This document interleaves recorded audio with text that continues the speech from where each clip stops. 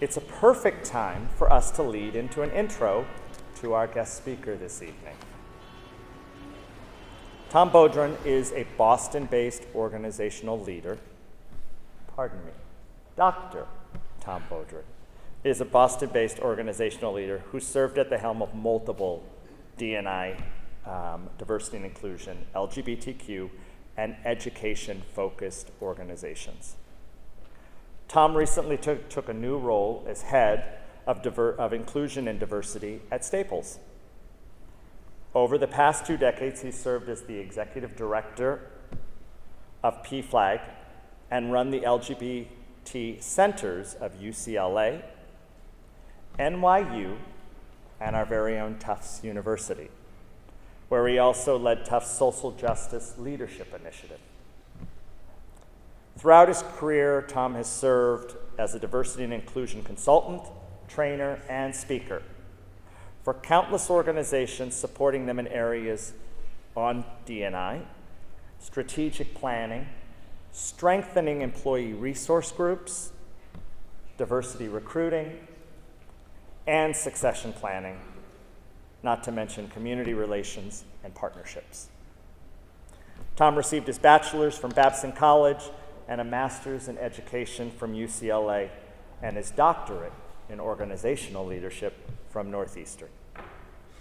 He's personally motivated to do all this work based on his drive to generate a more inclusive and equitable world.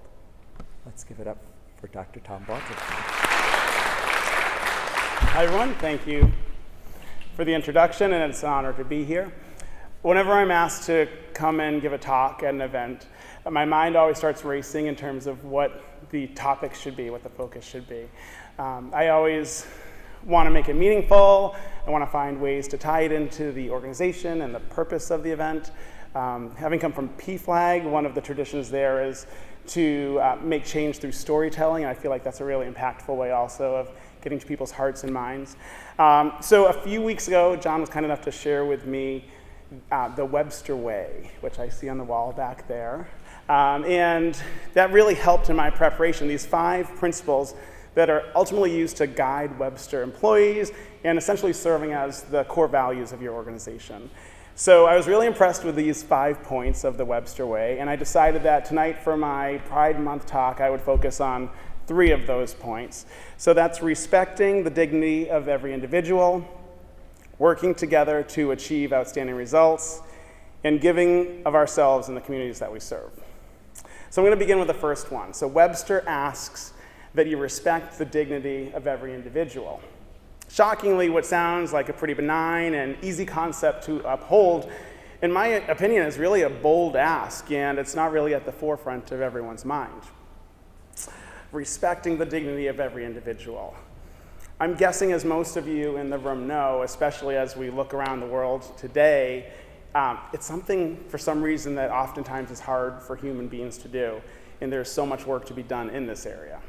So, if respecting the dignity of every individual is one of the key aspects of the Webster way, where do you even begin, especially when you think about it in terms of Pride Month?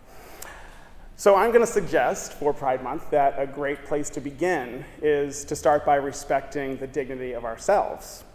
Having done LGBTQ work for so much of my career, I realized that for many of us in the community, this is sadly sometimes hard for people to do. And often, many of us have to go through a real challenging process to get to the point where we can do that. I can most certainly think back myself personally to that concept of having dignity in myself or respecting myself. It couldn't have seemed further away from the truth for so much of my own life. And I grew up in an environment where I was told that that's how it should be, but for very different reasons, unfortunately, so often that didn't end up being the case. So I grew up in a really extremely religious household. It would be church every Sundays, vacation Bible school in the summer. I was a very competitive member of our Bible quizzing team. Any Bible quizzers out there? Yeah, all right. We might have competed. Religion was my foundation, and I really loved it. With that came many teachings that I took as fact, coming directly from what I was told was the Word of God. And that included the fact that I was told homosexuality was an abomination and something that would ultimately be punishable by an eternity in hell.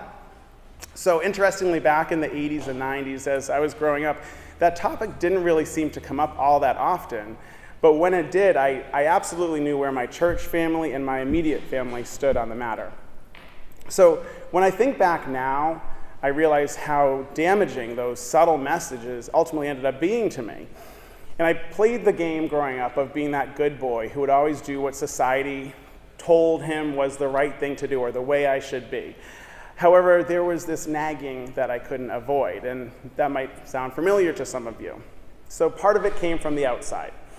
I oftentimes fell a little bit outside of the expected gender norms. So I was this boy who was caring and compassionate, and I liked things like acting and dancing, and I eventually became a competitive springboard diver. So as you can imagine, those things made me different from a lot of the other boys, and ultimately made me a target for some hurtful name calling that I had to endure for a lot of growing up.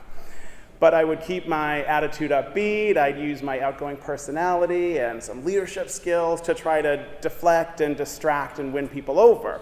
And fortunately, that helped me keep a good deal of the targeted bullying at bay and people's assumptions that I was gay, which I would hear from time, to a minimum. However, there was this other aspect to the nagging that I could never seem to completely push away, and that was that nagging that was coming from the inside. So that might ring a bell for some of you as well. That feeling that made it very, very hard to have dignity in myself and to respect myself. So this is the part of the story that always makes me blush a little. So I remember it really kind of kicked into high gear when I was around 12 or 13.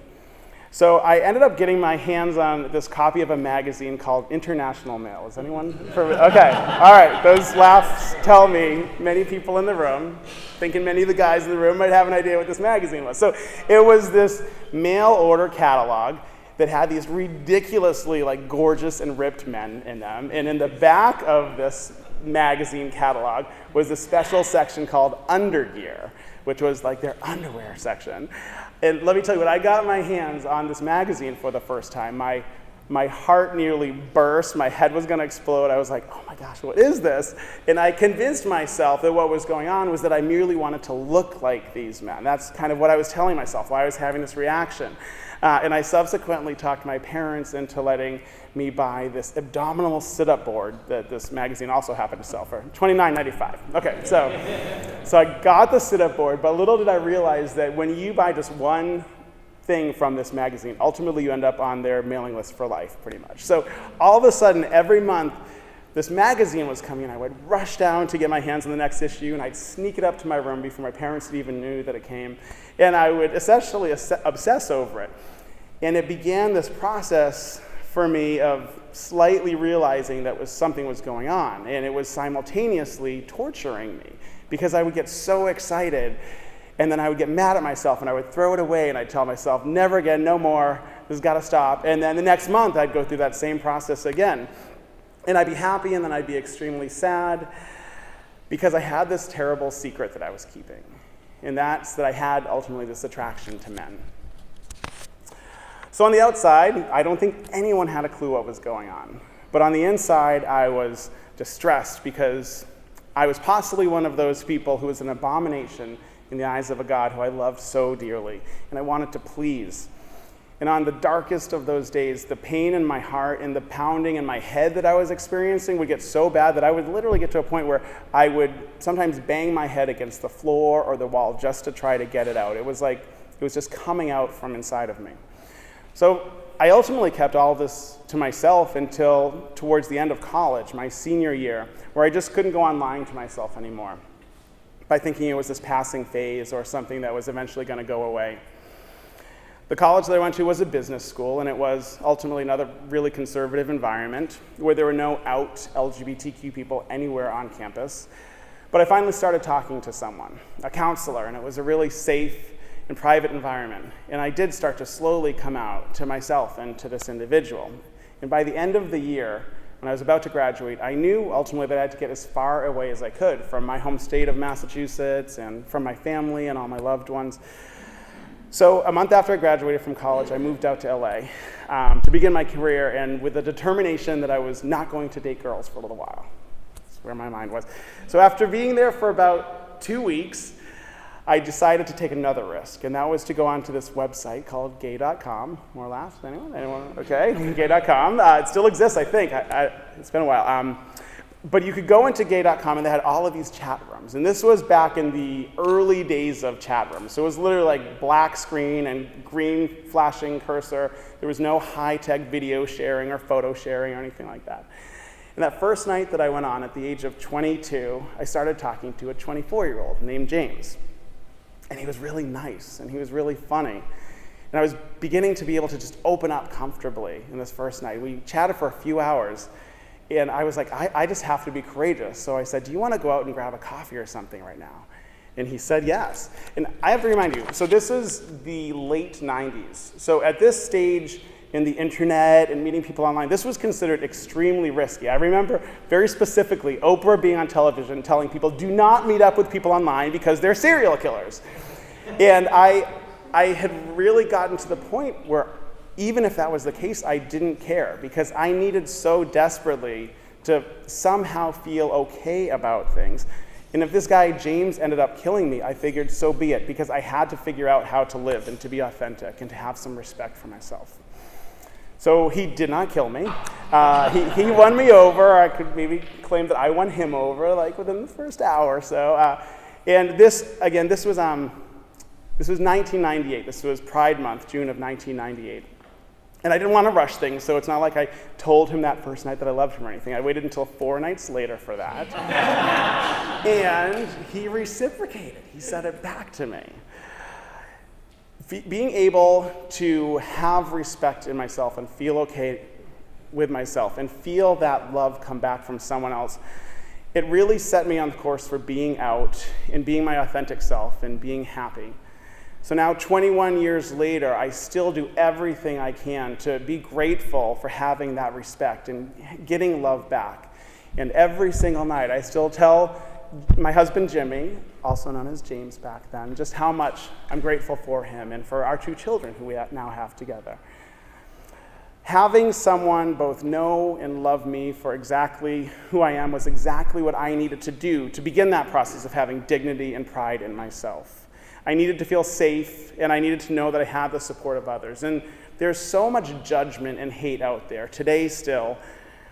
So whether you're gay or lesbian or bisexual or transgender, queer, questioning, intersex, asexual, whether you're different because of your sexual orientation or gender identity or race or religion, whatever it might be, it's hard being different, and we all need to know that someone has our back. And my coming out process ultimately drove me to do the work that I do today, to find ways that we can help all people feel respected in a sense of dignity, so that no matter what environment that they're in, they can feel welcomed and valued. And one thing that's so clear to me is, it's not just people like me who are getting paid to do this work who can have this impact. Every single one of us can. But to be able to do so, we do need to have dignity and respect in ourselves in order to best find that in others. And it's a two-way street. We also can't expect to get that back from other people if we don't give it to them as well. Even within our own LGBTQ community, there is so much work that needs to be done in this area. White people, my fellow white people, we need to be respectful of people of color and to do our best to try to understand the experiences of people of color and to stand for racial justice.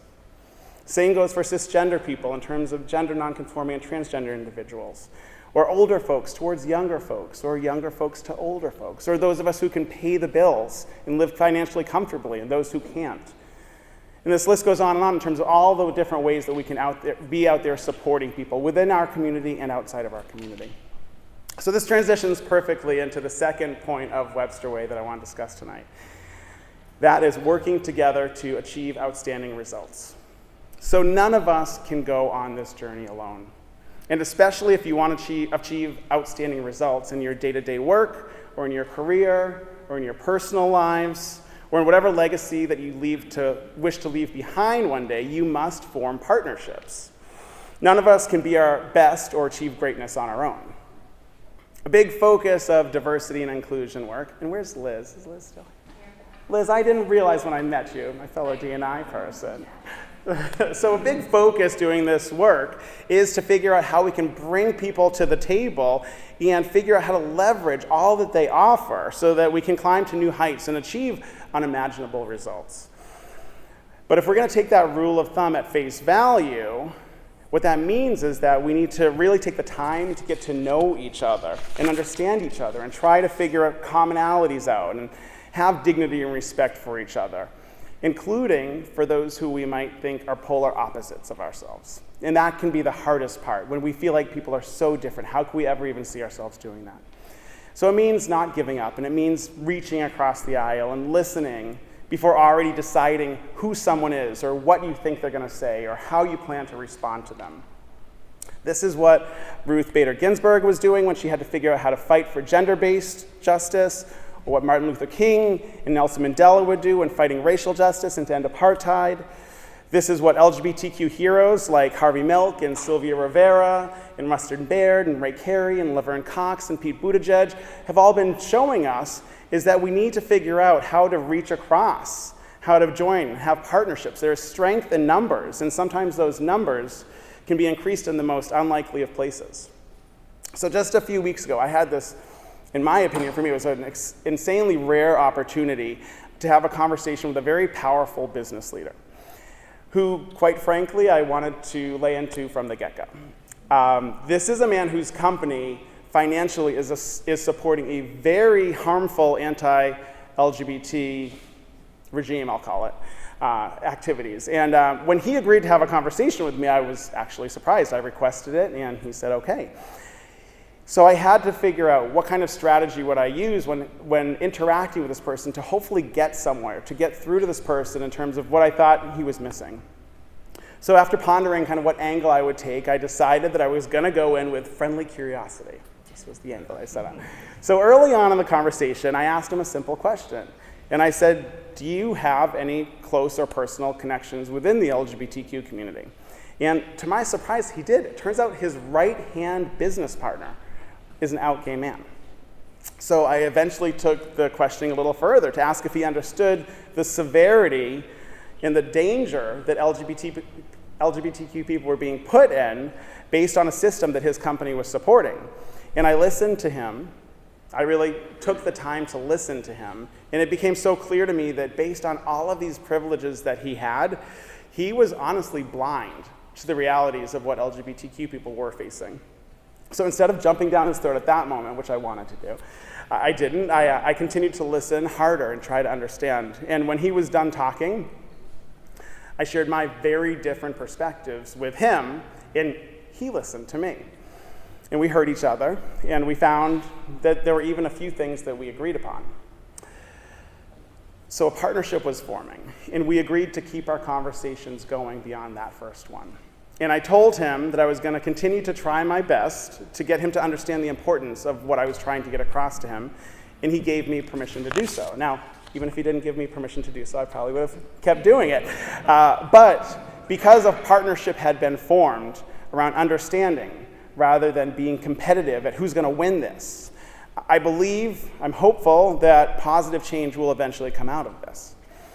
So this is definitely not a one-size-fits-all approach. By no means is this guaranteed to always help you get what you want or change people's hearts and minds. But from my experience, finding ways to potentially work together, even with those who we might think are just polar opposites of ourselves, can work in more ways than you might realize. So always stand firm in your values and hold true to yourself, but also be willing to seek understanding amongst differences and embrace the beauty of unusual partnerships. So the third and final aspect that I'm going to cover, and this is a shorter one, we're almost done, is giving of ourselves in the communities that we serve. And this ties in so perfectly with what's going on right now at Webster Bank, particularly around LGBTQ community partnerships. Look at everything that's going on at Webster right now this month. So Official Bank of Yonkers Pride, sponsors of the Connecticut LGBTQ Film Festival, participants in Pride festivals and parades in Provincetown, Wisconsin, and of course Boston. I can tell you from many years of experience on both the giving and receiving end of these partnerships, the benefits are honestly endless. They demonstrate that Webster is a business that really cares about people and social issues, and it's not just about profit margins. Being out there supporting communities around you helps bolster your company's image, build its brand, and increase stakeholder confidence.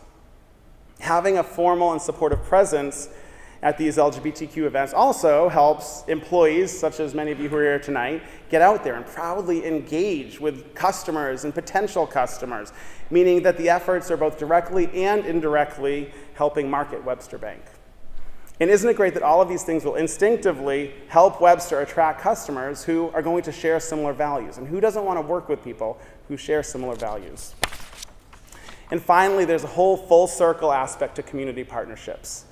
Positive relationship with customers and communities have proven to not only build employee pride, but also to improve a company's retention statistics, which is also going to help improve the bottom line even more, because employees feel like there's something bigger and they want to stick around, and it's not just about increasing profits. So if a business gets out there and creates all this positive change in the world, has such a positive impact, it's all going to simultaneously come back and be a win-win for everyone. And speaking of doing incredible work in the communities tonight, I also just want to say it is such an honor for me to share this evening with Jim Mortgage, who has been out there doing incredible community work for so long. Companies can do it, individuals can do it, we can all do it. So this wraps up everything that I want to say tonight. So congratulations, John, everyone at Webster, on all that's going on around Pride Month and around the community engagement. It's really, it's incredible, and I'm so proud to be part of this, and happy Pride, everyone.